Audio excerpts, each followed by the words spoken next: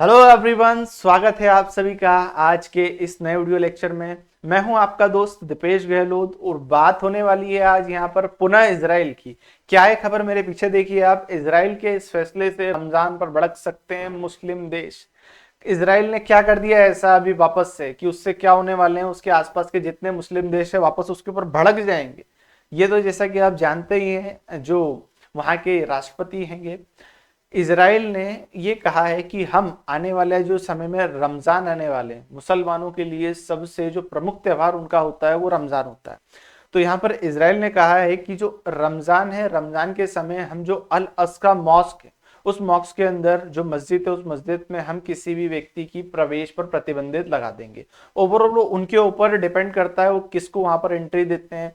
Probably वहां पर महिलाओं और बच्चों को एंट्री दी जाएगी, पर वहां पर जो पुरुष हैं, पुरुषों को एंट्री देने पर क्या लगा दिया जाएगा, प्रतिबंध लगा दिया जाएगा। जैसा कि आप जानते हैं, इसराइल और गाजा का जो युद्ध चल रहा है उसका लगभग 137वां दिन अभी फिलहाल चल रहा है यहाँ पर।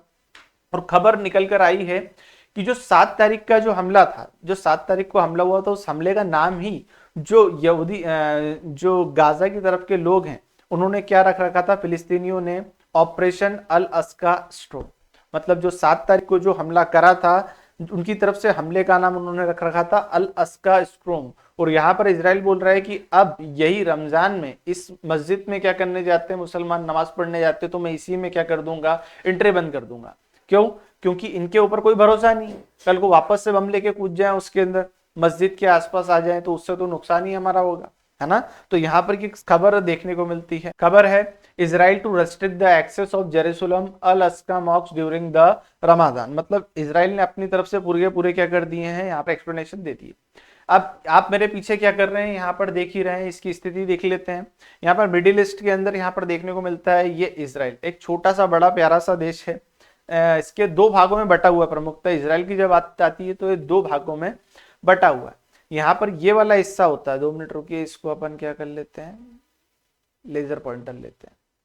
ये पूरा का पूरा यहां से लेकर ये वाली स्थिति पूरी की पूरी क्या है, इजराइल के हाथों है। इजराइल के अंदर दो हिस्से हैं। एक हिस्सा ये वाला है जहां पर इसको बोलते हैं वेस्ट बैंक, और ये वाला हिस्सा है इसको बोलते हैं गाजा पट्टी। ये दोनों ही क्षेत्र मुस्लिम बहुल क्षेत्र, मतलब पहले कहा जाता था यहाँ पर फिलिस्तीन नामक देश हुआ करता था, उस देश के लोगों को भगाकर इजराइल बसा है। तो वो भगकर कहाँ गए, इन्हीं दो क्षेत्रों में बटे हुए। ये वाले लोग वेस्ट बैंक कहलाते हैं, ये वाले ये क्षेत्र, और ये जो हिस्सा है ये क्या कहलाता है, गाजा स्ट्रिप या गाजा पट्टी कहलाता है। ठीक है। अभी फिलहाल आगे क्या है, यहां पर इसी गाजा पट्टी के सामने वाला एरिया जो इसको मैं बोल रहा हूं क्या, वेस्ट बैंक। वेस्ट बैंक में इस जगह क्या आता है, जेरूशलम नामक क्षेत्र आता है इस जगह। और इसी जगह विश्व के लगभग 3 प्रमुख धर्म, जिन्हें सामी धर्म बोला जाता है, क्रिश्चियन, यहूदी और मुस्लिम, इन तीनों की उत्पत्ति क्या, इन तीनों की उत्पत्ति और लगभग संबंध यहीं से माना जाता है कि इसी क्षेत्र से उनकी उत्पत्ति या उनका संबंध है।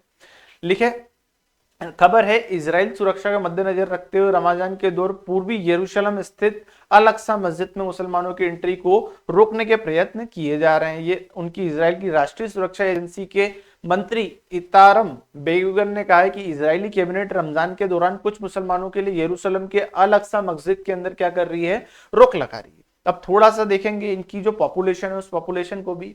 यहाँ पर इजराइल की पॉपुलेशन कितनी है, 93.6 लाख है, और जबकि जो फिलिस्तीन है, फिलिस्तीन की पॉपुलेशन कितनी है, 49.2 लाख। 2021 के अनुसार ये इनका क्या स्टैटिस्टिकल डाटा आएगा। अब बात करते हैं रमजान को, थोड़ा जान लेते हैं रमजान क्या होता है। तो जो मुस्लिम है, मुस्लिम कैलेंडर के अकॉर्डिंग जो उनका नवा महीना होता है, उस नवे महीने के अंदर रमजान का त्योहार मनाया जाता है। रमजान का त्योहार में क्या होता है, जैसे हिंदू धर्म में व्रत रखे जाते हैं, उपवास रखे जाते हैं, वैसे ही रमजान के महीने में क्या मुस्लिम लोग उपवास रखते हैं। और उपवास रखते हैं क्यों, इसके अंदर बोला जाता है कि उपवास रख के हमारे पापों को नष्ट करते हैं। जो अल्लाह होते हैं वो रमजान के समय हमारी नियत देखते हैं, हमारे कर्मों को देखते हैं और हमें झुलझा देते हैं, और हमारे जितने पाप रहते हैं उस पापों को समाप्त कर देते हैं।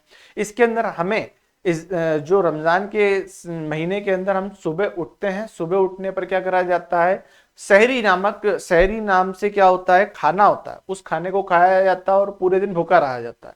और शाम को जब सूरज डूब जाता है उस समय रमजान खोले मतलब रोजा खोला जाता है, और रोजा खोलने के बाद खाना वाना खा के जो डेली जो नमाज अदा करी जाती है वो नमाज अदा करी जाती है। तो इस प्रकार से ये रमजान के पूरे महीने के अंदर क्या होता है, लोगों का रूटीन रहता है मुस्लिम लोगों का।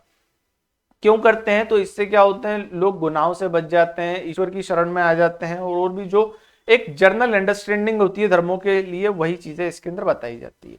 अब यहाँ पर बताया जा रहा है कि जो अलस्का मॉक्स है, जिस मॉक्स के अंदर क्या हो रही है, जिस मॉक्स के लिए लड़ाई है वो 35 एकड़ में फैली है। लेकिन 35 एकड़ सिर्फ जमीन का टुकड़ा नहीं है, बल्कि इसमें इस्लाम, यहूदी और क्रिश्चियन तीनों धर्म के लोग क्या हुए हैं, जुड़े हुए हैं। थोड़ा सा इसको क्या करते हैं, एक बार देख लेते हैं वापस से। जैसा कि मैंने आपको थोड़ी देर पहले बताया था, ये वाला हिस्सा है, ये वेस्ट बैंक वाला हिस्सा है, इसको वेस्ट बैंक बोलते हैं पूरे के पूरे हिस्से को। ये गाजा स्ट्रिप है, और यहाँ पर कहीं क्या है, यरूशलेम नामक क्या है, क्षेत्र है। इस क्षेत्र के अंदर अब थोड़ा सा इसको हम क्या करेंगे, डिटेल एक्सप्लेनेशन के तौर पर देखते जाएंगे। यहां पर कलर पॉइंटर लेते हैं, पेन लेंगे। ये जो हिस्सा है जिसको क्या बोल रहे हैं, डोम ऑफ रॉक बोल रहे हैं, ये मुसलमानों की अलस्का मॉक्स है, मतलब यहाँ पे मुसलमान लोग अपनी पूजा अर्चना करते हैं। उसके बाद ये वाला हिस्सा है, ये यहूदियों के अंडर का, यहूदी बोलते हैं ये हमारा मंदिर है, इसको क्या बोल रहे हैं, अल जमी अल अक्सा अल Aska मॉक्स no as the काबली chapel. और यहाँ पर एक जो यहूदियों के प्रमुख मंदिर होते हैं, उस मंदिरों के अंदर वो जाते नहीं है वो लोग, वो यहाँ पर एक दीवार है जिसको क्या बोलते हैं, वेस्टर्न वॉल बोलते हैं। ठीक है, इस वेस्टर्न वॉल के ऊपर ही वो क्या करते हैं, अपना माथा टेकते हैं और वहीं से अपनी सारी पूजा अर्चना करते हैं। ठीक, तो यहाँ पर अब क्या हो रहा है, इस पूरे क्षेत्र के अंदर लड़ाई चल रही है, और जो क्रिश्चियन धर्म है उसका भी यहाँ पर क्या है, अच्छा खासा संबंध बना। उस संबंध को मैं धीरे धीरे आपको समझाता जाता हूँ। ठीक है, अल अस्का मॉक्स तो आप जानते हैं मुसलमानों में 3 प्रमुख सबसे मस्जिद है, उसके अंदर तीसरी ये वाली है, मक्का पहली, मदीना दूसरी, और तीसरी अल अस्का मॉक्स है, मतलब ये मस्जिद है। इस मस्जिद के अंदर मुसलमान अपने समय के अनुसार क्या करते हैं, पूजा अर्चना करते हैं। पूजा मतलब वही नमाज अदा करते हैं। दूसरी अगली कहानी क्या है, यहाँ पर धार्मिक महत्व में अब किसका, यहूदियों के लिए क्यों प्रमुख है, तो यहूदियों के लिए सबसे प्रमुख स्थान क्यों है, क्योंकि यहाँ पर पहले उनका क्या बनाया था, वहां पहले बहुत पुराने समय में यहाँ पर एक राजा हुआ करते थे, उन्होंने यहाँ पर क्या करा था, एक मंदिर बनाया था, जिसे क्या बोलते हैं, टेम्पल माउंट बोलते हैं।